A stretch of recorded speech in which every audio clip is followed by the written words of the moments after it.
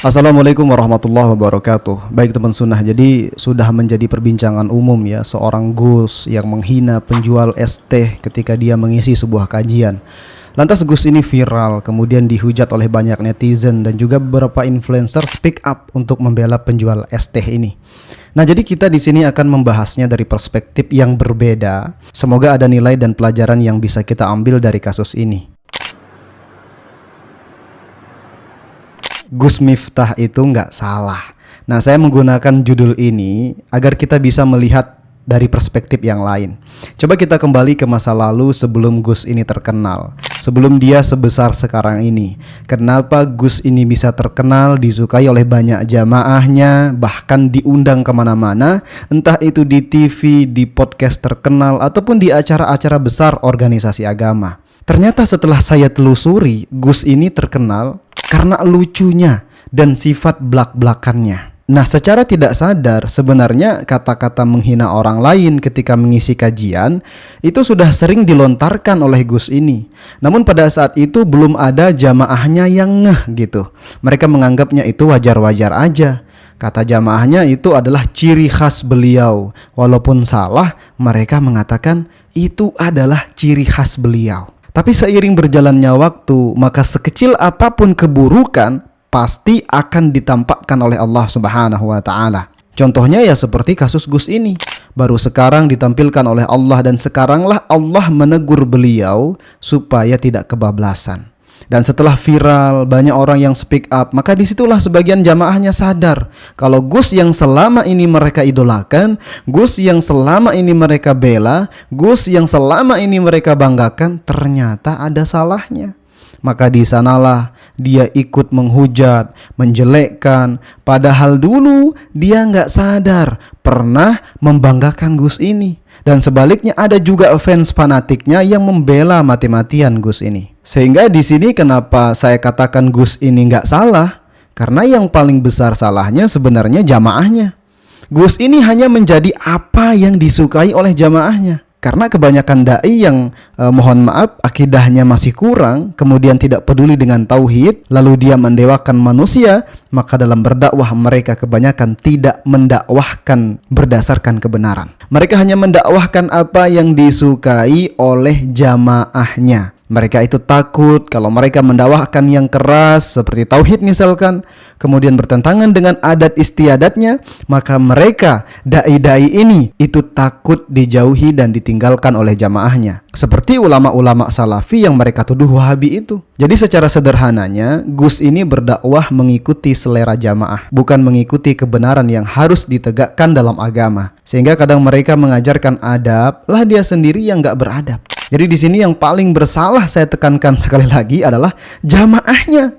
Bayangkan kalau dari awal jamaahnya nggak suka dakwah yang lucu-lucu, ngomongnya ceplos-ceplos, maka Gus seperti yang viral ini tidak akan seperti itu. Jadi buat orang yang satu golongan dengan Gus ini sekarang sok-sokan speak up mengatakan Gus ini nggak ada etika, Gus ini salah. Lah dia sendiri dulu kemana? Kenapa sekarang pas sudah viral dia pada speak up? Jadi saya anggap apa yang mereka posting di story mereka seolah-olah membela penjual es teh itu hanya omong kosong saja. Mereka hanya ingin tampil ikut-ikutan tren, menyalahkan Gus dan membela penjual es teh. Jadi disitulah kita bisa melihat mana orang-orang yang benar membela agama, kemudian mana orang-orang yang hanya speak up mengikuti tren.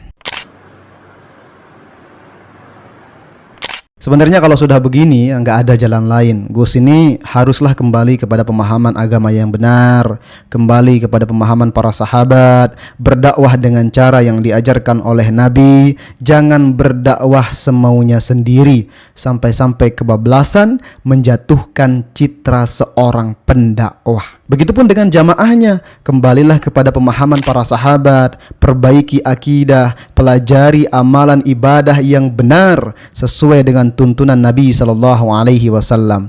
Jangan melakukan ritual ibadah yang tidak diajarkan oleh Nabi SAW. Mungkin banyak di antara ustadz-ustadz yang kadang kalian benci, kalian anggap wahabi, kalian anggap pemecah belah umat, dan kalian sebenarnya tidak pernah mengikuti kajian mereka kalian hanya menelan apa yang orang lain hasutkan kepada kalian, maka bukalah diri kalian. Coba kalian ikut dalam kajian mereka, buktikan sendiri apakah benar Ustadz Salafi itu sesat, apakah benar Ustadz Salafi itu suka mengkafir-kafirkan orang lain, dan lihatlah apa yang mereka ucapkan di dalam kajiannya. Sesuaikah dengan apa yang dikatakan oleh orang-orang yang pernah menghasut kalian?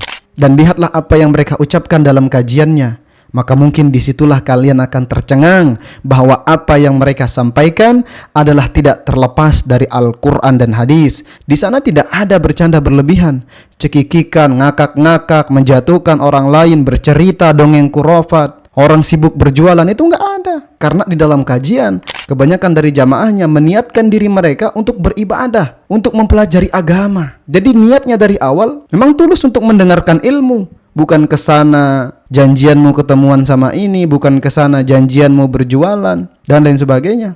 Dan di sana juga tidak akan ada kalian lihat laki-laki campur dengan perempuan, apalagi musik-musikan, nari-nari, jelas tidak ada. Jadi nanti kalian bisa menilai sendiri kajian-kajian yang dilakukan oleh orang-orang yang selama ini kalian anggap Salafi, anggap Wahabi. Kalian jangan sampai jadi korban-korban organisasi dimanfaatkan untuk kepentingan mereka yang ada di atas kalian, sehingga kalian mengikuti perkataan mereka, kebencian-kebencian mereka terhadap Salafi, Wahabi, kalian ikuti.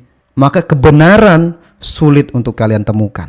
Ingatlah pesan Nabi SAW. Beliau bersabda, ketahuilah sesungguhnya orang-orang sebelum kamu dari ahli kitab, Yahudi dan Nasrani terpecah menjadi 72 golongan. Dan sesungguhnya umat ini akan terpecah belah menjadi 73 golongan.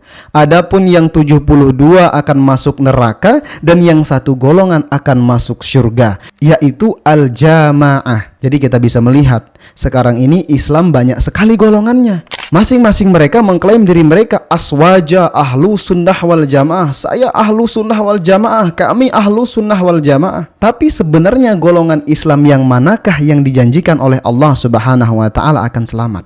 Tentunya mereka yang senantiasa kembali kepada Al-Quran dan sunnah Nabi SAW. Mereka tidak mengada-ngada dalam ibadah. Mereka hanya menjalankan ibadah yang diajarkan oleh Nabi saja. Bukan ibadah yang dikarang-karang oleh syekh, bukan ibadah yang dikarang-karang oleh habib, bukan ibadah yang dikarang-karang oleh kiai, bukan ibadah yang dikarang-karang oleh gus, ataupun bukan ibadah yang dikarang-karang oleh tuan guru. Jadi yang bisa diikuti dalam perkara ibadah hanyalah perkataan Nabi SAW. Tidak ada orang yang mampu menciptakan cara beribadah dengan baik kecuali yang diajarkan oleh baginda Nabi SAW. Baik teman sunnah, jadi itulah ya beberapa hal yang dapat saya sampaikan di kesempatan kali ini. Semoga bisa bermanfaat untuk kita semua. Mohon maaf jika mungkin ada kata-kata saya yang salah, maka itu semata-mata dari kesalahan diri saya sendiri. Dan jika ada kata-kata yang baik, maka itu semata-mata datangnya dari Allah Subhanahu wa ta'ala. Demikian, sampai jumpa di video berikutnya. Wassalamualaikum warahmatullahi wabarakatuh.